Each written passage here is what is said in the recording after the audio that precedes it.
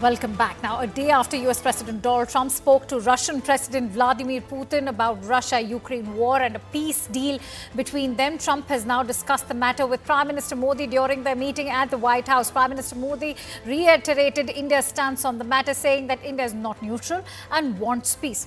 President Donald Trump has also announced the approval of the extradition of Tahawwur Rana, the accused in the 26/11 Mumbai terror attack. While responding to a question during the joint press briefing on elements in the US working against India, including Khalistan separatists, Donald Trump said the US is giving a very violent man, Tahawwur Rana, back to India immediately, adding that there are more to follow.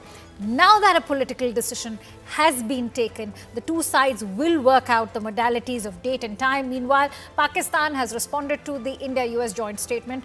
They've called it misleading and one-sided. Let's also tell you about the big takeaways on terror and Russia and Ukraine war out of that meeting between Donald Trump and Prime Minister Modi. As far as the terror front is concerned, the 26/11 plotter Tahawwur Rana will be extradited to India. India-US are going to boost cooperation against terror groups, primarily the ones coming out of Pakistan. Necessary steps will be taken to eradicate cross-border terrorism. On the Russia-Ukraine war front, Trump has vowed to end the wars, and Prime Minister himself has supported the thought, saying that India is not neutral but on the side of peace. Meanwhile, Pakistan has now called out the United States and India after US President Donald Trump met with Prime Minister Modi at the White House, and both leaders called on Pakistan to ensure its territory was not used as a base for cross-border terrorism. Pakistan's Ministry of Foreign Affairs has mentioned that the reference to Pakistan in the joint statement was quote-unquote one-sided, misleading and contrary to diplomatic norms. The MOFA spokesperson further alleged that the joint statement cannot obscure India's involvement in sponsoring terrorism and extrajudicial killings. The spokesperson highlighted India's alleged failure to comply with UN security resolutions. And so, as far as Prime Minister Modi's US visit is concerned, Prime Minister's peace message in US, and as far as Tahawwur Rana's return, is this another surgical strike by India on terrorism? We'll be deep diving into that question, but let's listen in to what both the heads of state had to say. आतंकवाद के खिलाफ लड़ाई में भारत और America दृढ़ता से साथ खड़े रहे, और मैं राष्ट्रपति जी का आभारी हूं कि उन्होंने 2008 के जिसने भारत में नरसंहार किया था, उस मुजरिम को अब भारत के हवाले करने का निर्णय किया है. Pleased to announce that my administration has approved the extradition of one of the plotters and one of the very evil people of the world, having to do with the horrific 2008 Mumbai terrorist attack, to face justice in India. So he's going to be going back to India.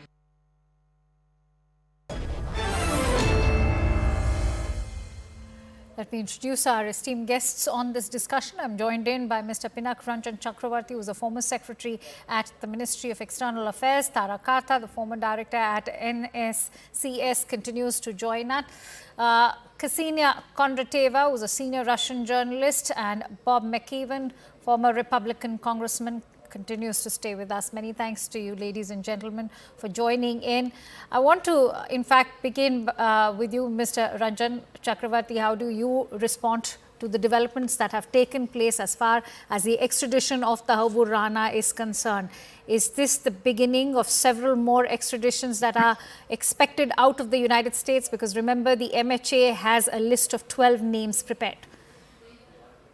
Well, yes, it's a good beginning, because you have to fight terrorism, you have to fight to plan terrorism. And obviously, Pakistan has not cooperated, but this person was caught there, and his involvement is now proven, approved by the courts, and now the executive that President Trump has now approved, I think. So we will be able to try him in India and obviously punish him after a due process in the courts of India. So that is a good thing, and I think there are many more like him, like this person, who sit there and plot against not just India, but various other countries, and who are on the list. We have our own list. And I think we will make progress on this. It's a very good beginning in my view. That too on a day when India is marking the anniversary of the Pulwama attack. Tara Kartha, I want to bring you in on that aspect of counter-terrorism. We've known Donald Trump's own policies towards Islamic terrorism particularly. One would also now think of how the United States is going to respond when it comes to the issue of Khalistan terrorism, at least one that's emanating from the US soil. And I particularly mean the issue of Gurpatwant Singh Pannu.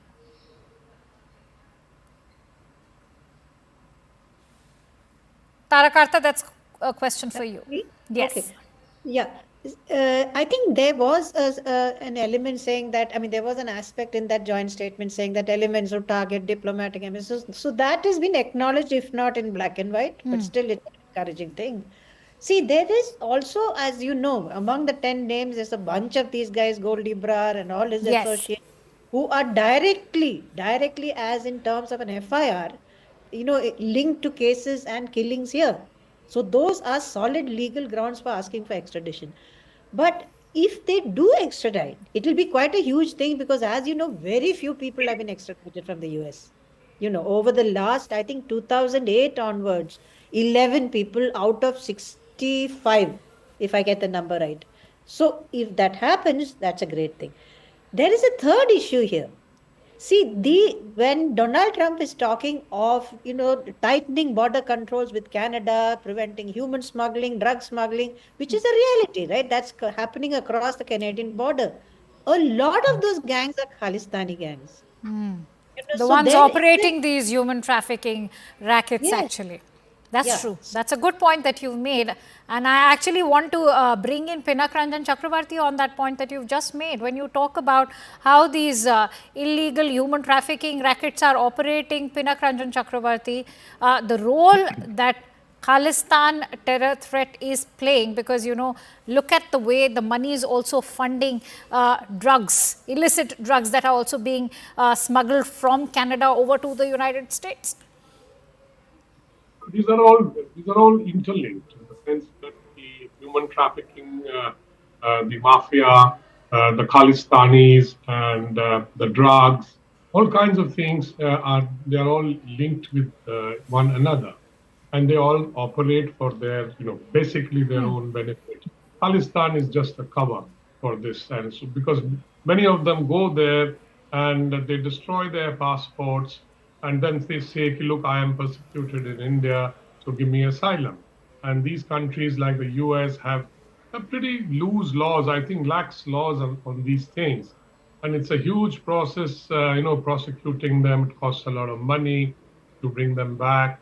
And but I think slowly, even when we have gone through so many terrorist acts in the world, I think there is some realization, never too late, I think, that, you can't allow people like Pannu to sit there, threaten what he has not said. I mean, he said he'll blow up Indian planes, Indian aircraft. Don't forget that one Indian aircraft was blown up by these kind of people who are based in Canada. So all this talk of, freedom of expression, etc., it's all very well. We all understand that. We are democracy. But then, there has to be a limit. When you start threatening other countries that I will destroy, and they are involved in killings. And that kind of censoring didn't come from the Biden administration, which is why I want to ask you, Congressman Bob, if we can expect some level of censoring coming in from the new Trump administration, given that not just Prime Minister Modi, but even Donald Trump have similar nationalist ideologies. They have a similar stance when it comes to countering terrorism. Tulsi Gabbard also seems like a very promising pick as the chief of U.S. intelligence. Well, I completely agree with what was just said, and what I would only add is that this is the benefit of friends working together. A relationship has three prongs. It has economic, as we discussed a little bit ago, and then it's diplomatic, and then it's military. And genuine friends, you can work together on all of these fronts. And what America did in the free trade agreement is it opened our borders in Mexico and Canada, and China particularly, and other folks began to use that free trade to go through those countries. And that's what a businessman says, that's just stupid. I'm not a diplomat. We're going to stop it. And so in the process of, we see this relationship. And let me just conclude by saying, I don't think that Pakistan should get overly sensitive at a statement that your land should not be used as a source of terror.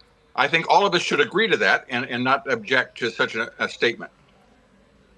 Tara, I want to bring you in on the point that Bob was making with regards to Pakistan and how rankled it is at the moment. How do you see this now shaping up the new geopolitical realignment in South Asia vis-a-vis the United States? You're asking me, right? Yes, Tara. Yeah. So, sorry, the audio is not too good. See, Pakistan is, nobody's even talking about Pakistan, because it's such a non-issue these days. No, nobody's talking, but they continue to remain a safe haven for terrorists. Henceforth, we can't just let them make an exit from our memories. No, what I meant is in the larger international issue of, trade, yes, energy, agree. all the hundreds of things we're talking of, Pakistan is nowhere. In terms of terrorist haven, yes, it's right up there, up front. I mean, the fact that they are shouting, there's a very good reason. Because both Tahawwur Rana and David Headley, apart from being Pakistanis, both went to the same Pakistani army school. Right? That is one. That is Hassan Abdal in near Islamabad. Second thing is, both know who are the army guys involved in this. The Major Iqbal, the ISI guys. These people, Tahawwur Rana in particular, has liaised with those guys. So he's going to sing, if he has to sing, he's going to talk about all these Pakistan army linkages. So it's a huge problem for the Pakistanis. All that story is going to come out. All right. Let me now shift focus over to the war in Ukraine. Ksenia, thank you so much for so patiently awaiting your turn. I want to ask you, how do you weigh in on what Prime Minister had to say? A very strong statement coming in from the Indian Prime Minister as he met with the US President. He said that India, unlike what many would like to believe, is not neutral when it comes to its stance on the war. And our stance is one that stands with peace. Hi, thanks for having me. First of all, yes, Mr. Modi reiterated what New Delhi has been saying for nearly now 3 years as the war rages. It's actually rages for 10 years, to be precise. But India has been voicing its concerns and saying dialogue and diplomacy is the way, and the world was trying to paint it as it is neutral, it is siding with Russia, is doing all of that, while India was saying, we have our strategic interest. That's one thing, and we believe in diplomacy. So, and that's true. But look at how much has changed as far as Donald Trump's entry is concerned. He's somebody who's been in touch with the Russian president ever since he took to the White House for a second time, whereas the previous president had no dialogue with the Russian president as well. Yeah, so that's very important because Mr. Modi's meeting with Trump comes just days after Trump had talks with Putin and later Zelensky, and some hail those talks as historic because, yeah, in fact, the dialogue has restarted, and that's a big step towards a possible peace. That's not, of course, the peace plan. There is no clear roadmap for the resolution of the conflict. So we have to be very careful here not to mix those things. But yes, the dialogue has started, and right now Munich Security Conference is on. We are expecting some outcomes. But what is important here that Trump stated, and his officials stated now on many occasions in the past few days, that Ukraine's NATO membership is not something that is going to be discussed, and this is something that caused the war. So this is probably the first time the US administration acknowledges something Russian officials has been saying all over on each and every platform, that this is the cause of the conflict. Right. Let's address the cause of the conflict. Mr. So Chakravarti, these are the shifts. I'm afraid I'm running short of time. I'll have to quickly make these points. I want to bring Mr. Chakravarti on the point as far as India's own good offices with the Russian president is concerned. So far, it doesn't look like the US president is in the mood to involve the Indian Prime Minister. But given that he's now trying to make amends with Russia at the moment, does that give us some concession with as far as our own bilateral relationship with Russia is concerned, and the import of Russian crude oil and our energy needs, not to forget our defense procurements like the S-400 surface-to-air missile systems as well? Well, I think India would be quite satisfied if the peace process takes off. Not necessarily that we have to be there or we need to mediate, but we have made our point that we need peace, we need dialogue, and we need to stop the war. And I think President Trump agrees with that, and that is what he's trying to do. So I think we should be happy that this our position has been accepted, and it does not matter whether we are at the table or we are in the negotiations, as long as the outcome is what we have desired, and that is peace. Tara Kartha, your closing thoughts. Do you think that there are still some pressure points which exist, primarily our operations in the Chabahar port, which till yesterday have not been touched upon? But do you think that this could in fact have some impact as far as the president is concerned and his plans for Iran and Chabahar port dealings go? I think in terms of Chabahar, I've read that the presidential directive. Yes. In case the National Security Memorandum. That north-south corridor is at an end if that goes, because you're not going to be able to get your cranes, you can't make payments. It's a very massive set of sanctions. So it seems to me, I hope I'm wrong, but it seems to me it is north-south corridor closed, IMEC opens. That's a signal you're getting. Right, but it is also crucial, I hope, and I'm sure this team will make that argument, that there's a question of getting aid into Afghanistan. Right. That is huge moral responsibility which we have to fulfill. So I think let's see how it goes. Absolutely. Bob McKeeven, your closing thoughts. Many have been talking about how there's a method to Donald Trump's madness. If not China, Canada and Mexico, would you safely say that India has been able to decode that method to Donald Trump's madness? I really do. And I would just simply say that Europe in particular and the international media in general loves it when America has weak leadership. They honor people like Jimmy Carter and Barack Obama and Biden. But they really get frustrated when there's a Reagan or a Donald Trump who actually makes decisions, and then we have peace. And nations will always go wherever the strength is. And what we've seen is the world. And so now I think there's a great opportunity for agreement. Oh, absolutely. And I'm sure you'll agree that strong leaderships also respect strategic autonomies of other countries as well. Many thanks to you, ladies and gentlemen, for joining in on Plain Speak. It was a pleasure having you on the show. And with that, it's a quick wrap from my end. Thank you so much for watching.